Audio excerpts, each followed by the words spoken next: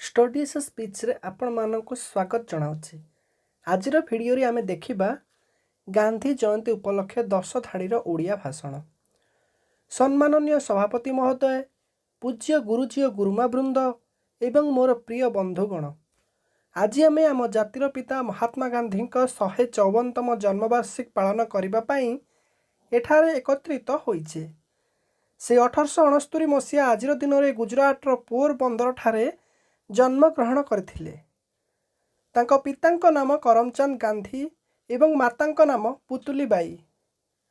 से 1883 मसीह मात्र 13 वर्ष बयस कस्तूरबा गांधी को विवाह करथिले। तांकर अहिंसा नीति पाई से सारा विश्व रे परिचित थिले। से अहिंसा उपाय विभिन्न आंदोलन माध्यम भारत को स्वाधीन करिबारे प्रमुख भूमिका ग्रहण करथिले। अहिंसा को अस्त्र भाव व्यवहार करी निजर अधिकार एवं स्वाधीनता पाई लड़िबाकू से लक्ष लक्ष भारतीय एवं विश्ववासी को प्रेरणा देथिले। शेषरे 1948 मसीहा जानुआरी 30 रे गांधीजी को नाथुराम गडसे नामक जड़े व्यक्ति गुली करी हत्या करथिले।